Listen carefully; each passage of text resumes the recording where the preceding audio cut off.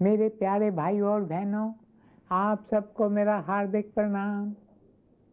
पिछले कुछ दिनों से हम सुखी विवाहित जीवन के बारे में चर्चा कर रहे हैं। एक सुखी और सफल विवाह में पति और पत्नी को एक दूसरे के अच्छे गुणों को उभारना चाहिए। आखिर एक दिव्य योजना के मुताबिक ही वे विवाह के पवित्र बंधन में बांधे गए हैं। They should therefore help each other to grow, to evolve and to unfold their highest potential. यदि इस बात को शादी का उद्देश्य माना जाए तो घर स्वर्ग बन जाएगा। अगर इस बात का ध्यान न रखा जाए तो विवाह एक भ्रम बनकर रह जाएगा और दोनों जीवन साथी विवाह का पूरा लाभ नहीं उठा पाएंगे। अब मैं आपको विवाह में प्रेम तथा तालमेल रखने के लिए कुछ सुझाव देना चाहता हूँ। पहला सुझाव, पति पत्नी को समझ लेना चाहिए कि वे बराबर के साथी हैं। पति को अपनी पत्नी को एक कठपुतली या अपनी निजी वस्तु नहीं समझना चाहिए। पत्नी को भी ऐसे आशा नहीं करनी चाहिए कि पति उसके हर शौक या धुन को पूरा करेगा। दोनों को एक दूसरे का आदर करना तथा एक दूसरे के हक को समझने की कोशिश करनी चाहिए।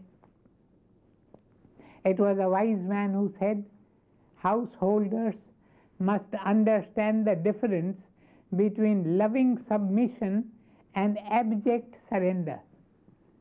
घर में ऐसा अनुकूल वातावरण होना चाहिए जिसमें हर साथी को विकसित होने की पूरी आज़ादी होनी चाहिए। दूसरा सुझाव, हर दंपति को गीता में बताए गए कर्मयोग की भावना से परिवार के प्रति अपने कर्तव्यों का पालन करना चाहिए। उन्हें अपना विवाहित जीवन ईश्वर को अर्पण कर देना चाहिए। आप कुछ भी कर रहे हों, बच्चों को पढ़ा रहे हों, होमवर्क करने में उनकी मदद कर रहे हों, घर के अन्य काम कर रहे हों, घर का हिसाब किताब रख रहे हों या मेहमानों की खातिरदारी कर रहे हों, ये सब काम आप ईश्वर की पूजा समझकर, अपना स्वधर्म समझकर करते रहें। एक दूसरे में ईश्वर को पहचानने की कोशिश करें। हमारे शास्त्र कहते हैं, जहाँ नारी की पूजा होती है वहाँ देवता प्रसन्न होते हैं। बहुत से आदमी इस सिद्धांत को मानते तो हैं, पर अफसोस व्यवहार में वे अपनी पत्नियों का शोषण और अपमान करते हैं। पूजा का अर्थ है अपने जीवन साथी की आत्मा के प्रति गहरा आदर। जैसा कि मैं बार बार कहता हूँ कि हमारे अंदर स्थित अमर आत्मा ही हमारी सच्चाई है। हमारा शरीर तो बाहर का केवल आवरण है। जब हम इस आत्मा के लिए आदर भाव धारण करेंगे तो हम आदर्श प्रेम का वातावरण पैदा करेंगे। ऐसा प्रेम जो देने, बांटने और आत्म त्याग करने की शक्ति रखता है। ऐसा प्रेम जो जीवन में आने वाली अच्छी बुरी घटनाओं से डरता नहीं।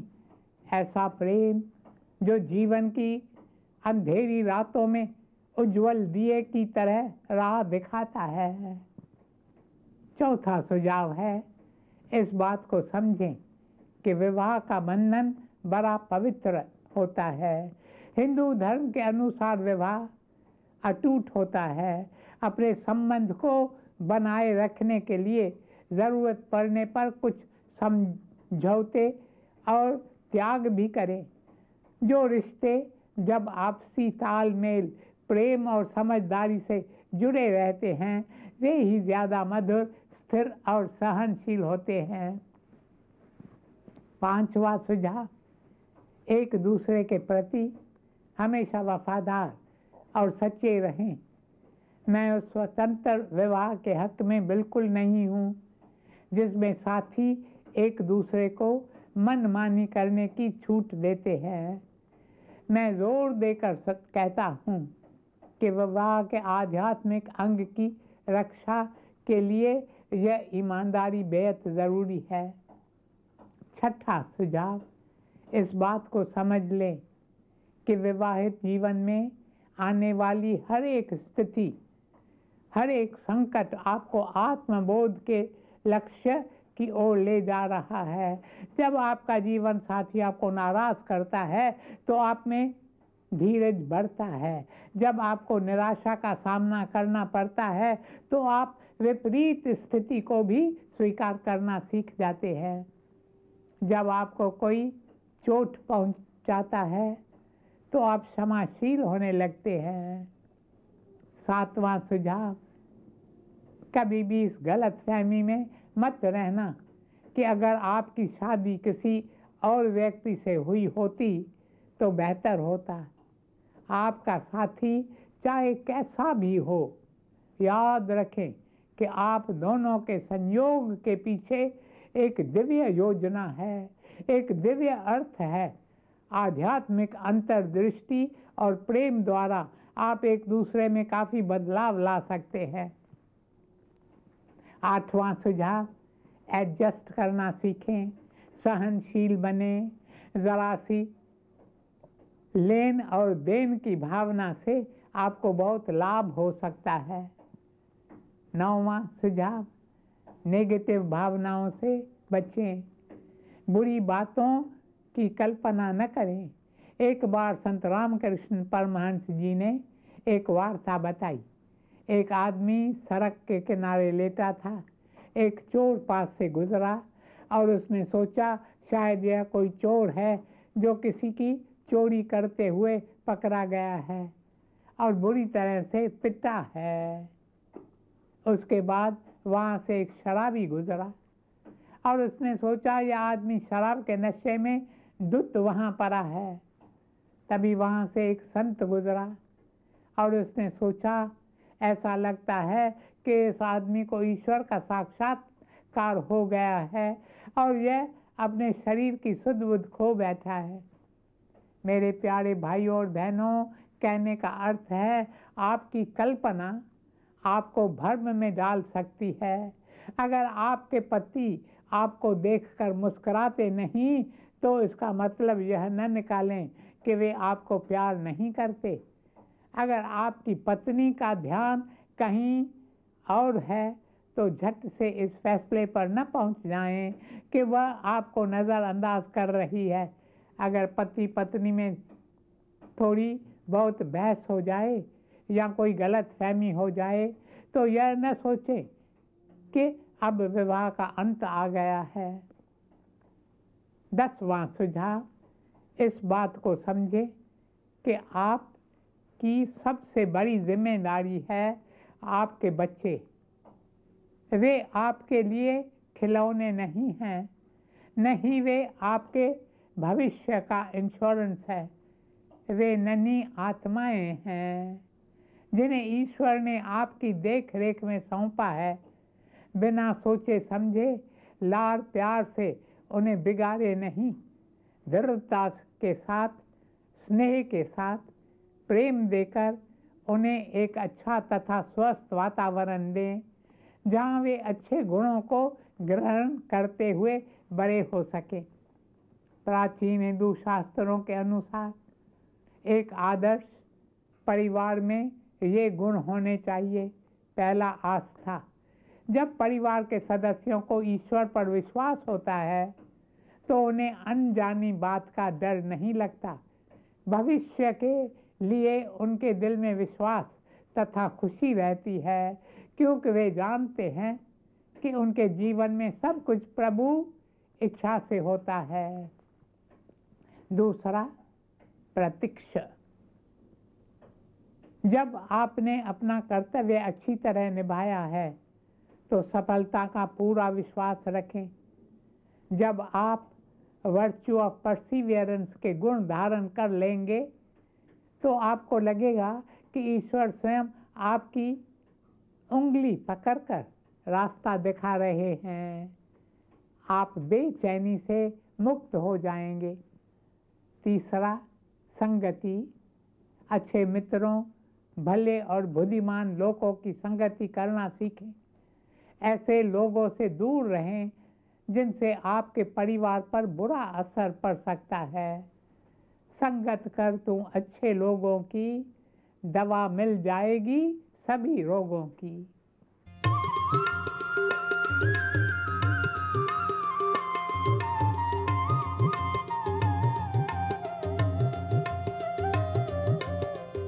संगत कर अच्छे लोगों की, दवा मिल जाएगी सभी रोगों की। संगत कर अच्छे लोगों की, दवा मिल जाएगी सभी रोगों की। जिंदगी को अपनी चमन कर ले, जिंदगी को अपनी चमन कर ले रे। रोज थोड़ा थोड़ा प्रभु का भजन कर ले, रोज थोड़ा थोड़ा प्रभु का भजन कर ले। सुबह शाम हरि सुमिरन कर ले, मुक्ति का प्यारे तू जतन कर ले रे। रोज थोड़ा थोड़ा प्रभु का भजन कर ले, रोज थोड़ा थोड़ा प्रभु का भजन कर ले, रोज थोड़ा थोड़ा प्रभु का भजन कर ले। प्रिय मित्रों, मैं आपसे विनती करूंगा कि आप अपने परिवार में सत्संग की आदत जरूर डालें। अपने घर में कीर्तन, भजन और शास्त्र पाठ में अपने रिश्तेदारों और पड़ोसियों को भी बुलाएं। चौथा, सुकर्म। दान और सेवा जैसे शुभ कार्य करें। ये केवल धन और वस्तुओं को देने तक ही सीमित न रहे। आप जहाँ भी जाएं वहाँ दया, खुशी और आशा फैलाएं। इससे आप तथा आपके परिवार पर प्रभु कृपा बरसेगी। पांचवा, आतिथ्य। हमारे सिंधु शास्त्र हमें सिखाते हैं अतिथि देवो भव। हमारे मेहमान देवता स्वरूप होते हैं। घर आए मेहमानों का उत्साह से स्वागत करें, प्रेम पूर्वक अभिवादन करके उनकी अच्छी खातिरदारी करें। जब आपके घर से मेहमान संतुष्ट होकर जाते हैं तो देवता आप पर प्रसन्न होते हैं। मेरे प्यारे भाइयों और बहनों, मैंने पहले भी कहा है कि भारत में लड़का लड़की केवल एक दूसरे से विवाह नहीं करते, बल्कि वे पूरे परिवार से नाता जोड़ते हैं। बल्कि मैं तो कहूँगा कि पश्चिम देशों में भी ऐसा ही है। यह बात अलग है कि इस मामले में वे कम इमोशनल हैं और ज़्यादा प्रैक्टिकल हैं। वहाँ के लोग यह मानकर चलते हैं कि नव विवाहित जोड़े अपना अलग घर बसाएंगे और छुट्टियों या ख़ास मौक़ों पर ही अपने माता पिता से मिलने जाएंगे। माता पिता भी लंबे समय के लिए नहीं आते। हर विवाहित जोड़ा अपने छोटे परिवार में स्वतंत्र रूप से रहता है। दूसरी तरफ भारत में फैमिली रिलेशंस ज़्यादा मजबूत होते हैं। एक विवाहित जोड़े के जीवन में उनके माता पिता का काफ़ी प्रभाव होता है। कुछ लोग इसे दखल देना कहेंगे। काफ़ी जॉइंट फैमिली की पुरानी परंपरा को कायम रखने हुए आज भी अपने माता पिता के साथ ही रहते हैं। मैं यहाँ जॉइंट फैमिली के फ़ायदे और नुकसान पर नहीं बोलना चाहता। मैं केवल इतना कहना चाहता हूँ कि पूरब हो या पश्चिम, माता पिता तथा भाई बहनों के रिश्ते मजबूत होते हैं और किसी व्यक्ति की केवल शादी कर लेने से ये रिश्ते टूट नहीं सकते। हमारे माता पिता हमें संसार में लाए और उन्हें के कारण हमें यह जीवन रूपी उपहार मिला है। हमारा जीवन साथी इस कड़ी को तोड़ नहीं सकता। आखिरकार मानवीय प्रेम कोई हिसाब किताब नहीं है। आप जितना प्रेम करेंगे उतना ही अधिक प्रेम करने योग्य बनेंगे। क्या ऐसा होता है कि यदि आपके 3 बच्चे हैं तो आप एक एक को 33.3% प्यार देंगे, और जिनके 2 बच्चे हैं वे हर एक बच्चे को 50% प्यार देंगे? इंसान का हृदय बहुत विशाल है, जिसमें आपके जीवन साथी, आपके बच्चे, माता पिता, भाई बहन, चाचा चाची, मौसेरे, भाई बहन, मित्र और ससुराल वाले सब के लिए स्थान होता है। मुझे इन लॉज शब्द बिल्कुल पसंद नहीं। कोई भी कानून ऐसा नहीं जो आपको एक अजनबी का पिता या माँ, भाई या बहन बनने को मजबूर कर सके, केवल इसलिए कि उसने आपकी बेटी या बेटे या बहन या भाई से शादी की है। लेकिन प्रेम यह कर सकता है, वह इस रिश्ते द्वारा 2 परिवारों को एक बड़ा परिवार बना सकता है। मुझे इन रिश्तों को मदर इन लव और फादर इन लव कहना ज़्यादा अच्छा लगता है। एक युवती ने अपनी सहेली से कहा, जब मेरी सास हमारे पास आती है तो मुझे डर लगता है। मुझे पता है कि वह मेरे पति की माँ है और मुझे उनसे प्रेम करना चाहिए, लेकिन वह आते ही मेरा घर, मेरे बच्चे और मेरा जीवन सब कुछ अपने हाथों में लेकर अपनी मर्जी से चलाना चाहती है, जिसे मैं बर्दाश्त नहीं कर सकती। यह बुरी बात है कि सास के बारे में कई जोक्स व कहानियाँ सारी दुनिया में मशहूर हैं। ससुर के बारे में जोक्स कम ही सुनने को मिलते हैं। पता नहीं क्यों, शायद इसलिए कि स्त्रियों को घर में ज़्यादा समय बिताना पड़ता है। कपल्स जब अपने ससुराल वालों से प्रेम से व्यवहार नहीं करते तो पति पत्नी में तनाव पैदा हो जाता है। पत्नी को लगता है कि पति की माँ रोब और अधिकार दिखा रही है। पति को लगता है कि उसकी सास उनके घर में दखल अंदाजी करती है। पति पत्नी दोनों में से जो ससुराल वाले की शिकायत करे उसे बेवफा माना जाता है। फिर आपस में तेरी माँ, मेरी माँ, तेरा परिवार, मेरा परिवार कहकर बात होती है। तेरा मेरा प्रधान हो जाते हैं और हम व हमारे की भावना दब जाती है। तू करता है मेरा मेरा, सच में तो बंदा कुछ नहीं तेरा।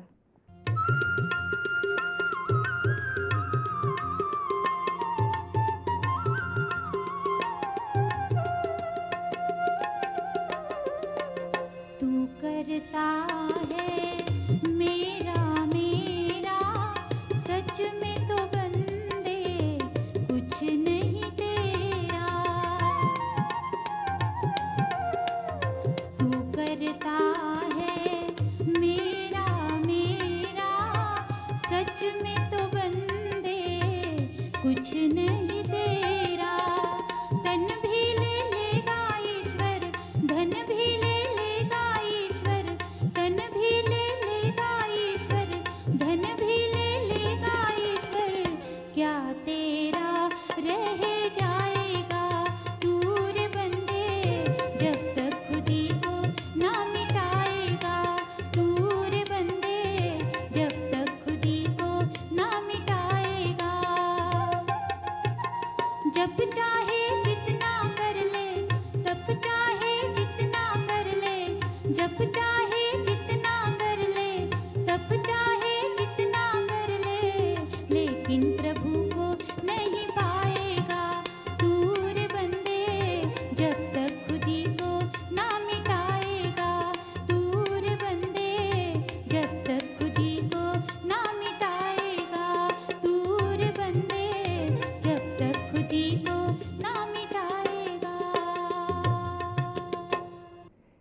प्यारे भाइयों और बहनों, इसलिए मैं कपिल से निवेदन करता हूँ कि अपने माता पिता के बारे में ईमानदारी से खुलकर बात करें।